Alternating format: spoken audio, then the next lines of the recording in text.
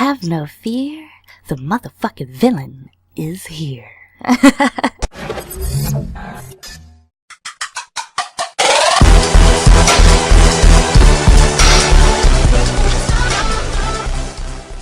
So honestly, I wasn't going to make a video this week.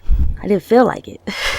You know, the topics I make for this channel, as you know, they're all based on the bigger picture situations and behaviors that go on within our community. And you know, sometimes these situations are obvious, but a lot of these times these issues hide in plain sight.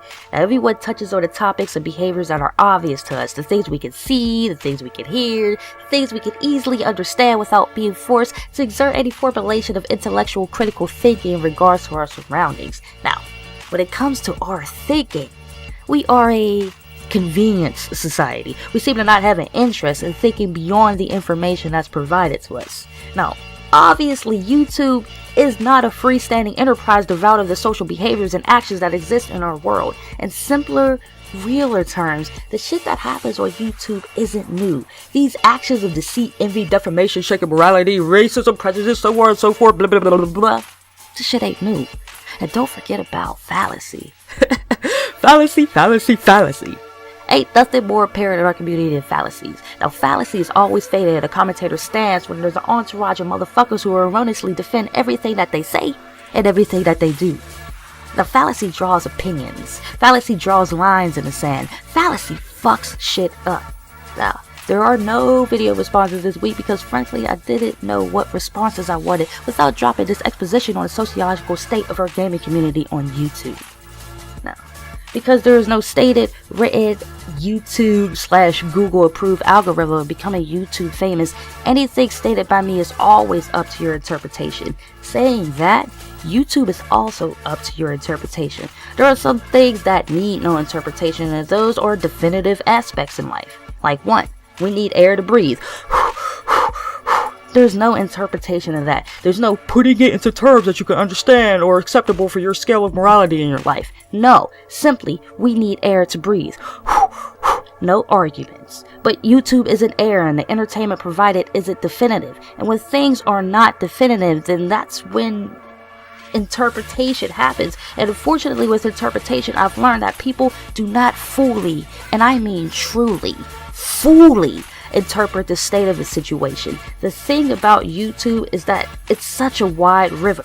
YouTube is show business. Look it up if you don't truly have a grasp of that phrase. It's the showbiz, meaning that a general umbrella of entertainment. If there's no particular stances or spans of the world, it's just a general broad line of entertainment. Now, YouTube isn't just entertainment, but YouTube is today's television. People spend more time watching YouTube videos for free than their cable that they pay for monthly. And trust me, if you got Comcast, you're paying a lot for cable.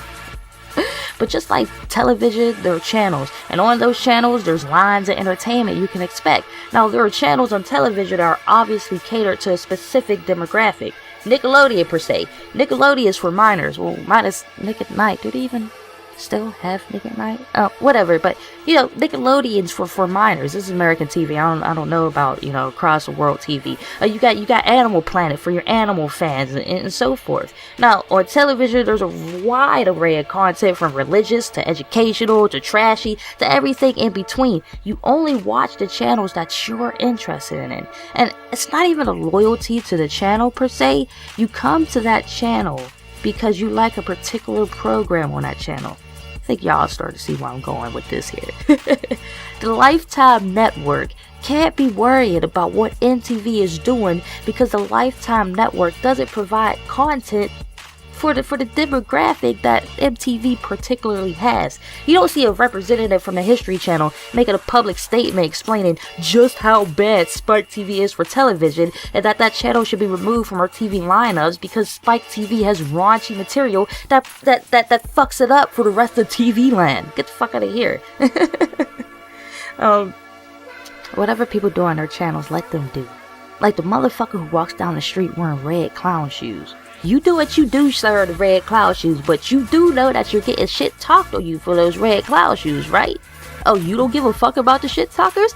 Good, because I'm gonna be talking shit, and you're gonna be not giving a fuck, and that's the beauty of life. People are going to do shit that may be against your personal morals, life choices, so on and so forth, son. The thing that we don't have, that reality stars or TV don't have, is the adjustment between real life and show business. And the most detrimental thing is when you make your real life show business. Every commentator with a fan base is a celebrity in their own right. You are your own brand. You are your own marketing team. You are your own PR person. There's no prepping you for what to say and, more importantly, what not to say. So on YouTube, you have people who present their real life. You have people who present a characterization, and everything is all mixed into one. Now, as a commentator or as a person in any form of show business, you have to play to the rules of the game to push your emotional and moral bias out the door and objectively see this as show business. Now, even I had to take a step back from emotional and moral bias to understand that YouTube is a broad umbrella that, yes, does provide some intellectual, educational, philosophical, classy entertainment, but overall, it's show business, baby. And in show business, everything is fair game. Even the shit that isn't fucking fair. You can search on YouTube for the philosophical breakdown of the art of war just as fast, maybe even less fast, than you can find a chick eating a tampon. As commentators, it's your choice to take the responsibility of being an entertainer in show business or not. Now, if you're not on YouTube to be an entertainer, to entertain your sub base and whomever else may fucking stumble across your videos, get off. Even the videos that I make on this channel are to entertain, because at the end of the day, when it comes to real world issues, no one gives a fuck about the sociological themes in the damn video game community on YouTube. So, here we are. What I love about this channel is that I want to make it interactive. I want to include other people. I don't want to talk at people to insinuate that my word is law. The option to offer responses allows a prismatic perspective on everything. Motherfuckers don't have a prismatic perspective. And what I mean by a prismatic perspective is the prism effect. You take a prism and it's one solid object, but once you shine light into it, beams of light shoot out from all different angles, like just beams of light. Whoa. That's how I think. That's how I think everyone should think. Shine light on an issue. Don't just take one stance and refuse to look at the other possibilities, the other perspectives, because you have come to your conclusion. Look at the situation not as one solid object, but like a prism. When you do, you'll be able to handle your emotions towards yourself and others in the future. And even more importantly, that'll cause a little bit of less fallacy. And with less fallacy, of course, there's less bullshit. But I guess that's it, y'all. I need your help, though, from here on out. This video is going to be in 2 parts because I could honestly talk about this for a really long time. So from this point, I could easily segue into 2 separate topics. I could segue into the female gamer and the power of the YouTube sex symbol topic, or I could segue into speaking about the average fan, the majority versus the minority. Now let me explain that topic a bit more clear. Everyone wants 1 million subs, but everyone also complains about how the masses of society these days are basically mush-brain drones who enjoy mushed-brain entertainment. So are people willing to sacrifice having a small intellectual sub base for a larger pulp culture mush-brain base? And that's it. So what should my next topic be? Should it be about the female commentators? And this isn't going to be your average corny ass, oh, I love girl gamers who really know how to game and don't show their tits. Shut the fuck up. It's going to be the realest business objective commentary regarding the topic you'll ever hear, because I'm different from these girl gamers, because I'm not a fucking girl. I'm a fucking woman. Been one since 18. Come at me. But please, please, please, please, please hit me up in Twitter or at the comment section. Let me know where we want to go from here with this week's topic. And I say we because once again, I will be including video responses. So if you want to get your video response in, please, please, please let me know. But that's about it, y'all.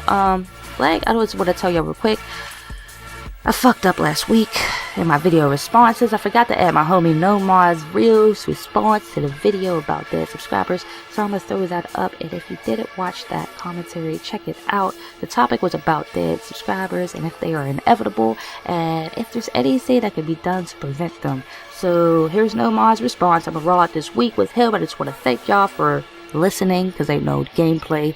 Don't forget to subscribe. It's the easiest way to become a villain. And be sure to be vocal about the topic choices. And I'll see y'all motherfuckers next week. Wah! Team Rape Bro all day. Quick shout out.